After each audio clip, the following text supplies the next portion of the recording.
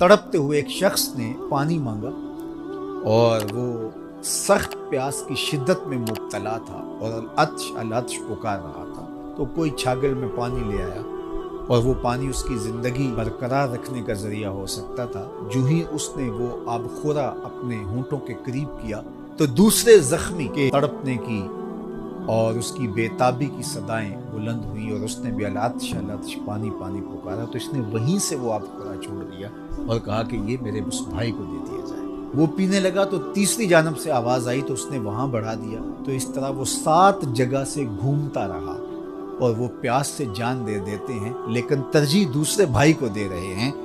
یہ تھا دوسرے کے لیے پسند کرنے کا جذبہ، اور آج ہماری صورتحال اس سے مختلف ہے۔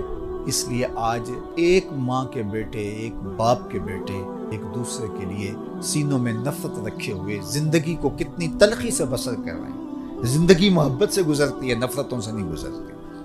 جب آپ کا دل کشادہ ہوگا، دل کا شیشہ صاف ہوگا، یہ شفافیت زندگی میں جمال پیدا کرے گی، زندگی میں خوبصورتی پیدا کرے گی۔ جب آپ دوسروں کے لیے کشادہ دل نہیں ہوں گے، کشادہ دماغ نہیں ہوں گے، کشادہ ظرف نہیں ہوں گے، تو اس وقت خود بخود زندگی تنگ ہونا شروع ہو جائے گی۔ تو وہ ضابطہ دیا میرے اور آپ کے آقا و مولا نے کہ لا یؤمن احدکم حتی یحب لاخیہ ما یحب لنفسہ۔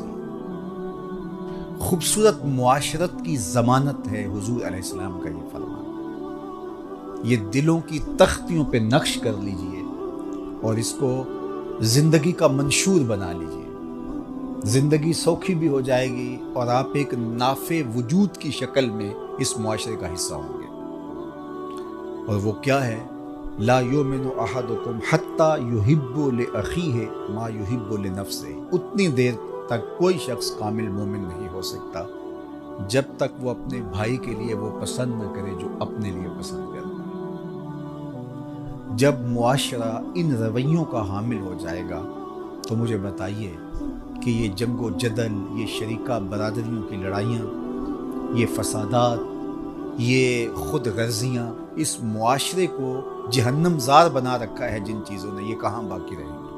صرف یہ حدیث حسن معاشرت کی ضمانت ہے اگر اس پر میں اور آپ عمل پیرا ہوں۔ اس لیے مجھے اور آپ کو یہ طے کر لینا چاہیے کہ یہ زندگی کا بہترین اسلوب ہے اور خوبصورت انداز حیات ہے جو سکھایا گیا، اور ایمان کی ایک خوبصورت تعبیر پیش کی گئی کہ کامل مومن ہوتا کون ہے۔ ہم نے ایمان، صوم و صلات کو قرار دے دیا ہے۔ اس میں کوئی شک نہیں کہ صوم و صلات کے بغیر ہمارا دین مکمل نہیں ہوتا، لیکن جس طرح صوم و صلات، عبادات اور دیگر چیزیں ہمارے اوپر لازم اور ضروری ہیں، رویوں کی خوبصورتی بھی اسی طرح ہمارے اوپر لازم اور ضروری ہے، اور اس کی جو تربیت ہے وہ ان اصولوں پر ہو۔ تو آئیے میں اور آپ ذرا اپنے اندر جائزہ لیں کہ ہمارے وجود کی وجہ سے، ہمارے انداز کی وجہ سے کسی دوسرے کو تکلیف تو نہیں پہنچ رہی، اور ہم کیا جو اپنے لیے سوچ رہے ہیں وہ دوسروں کے لیے سوچتے ہیں یا نہیں سوچتے۔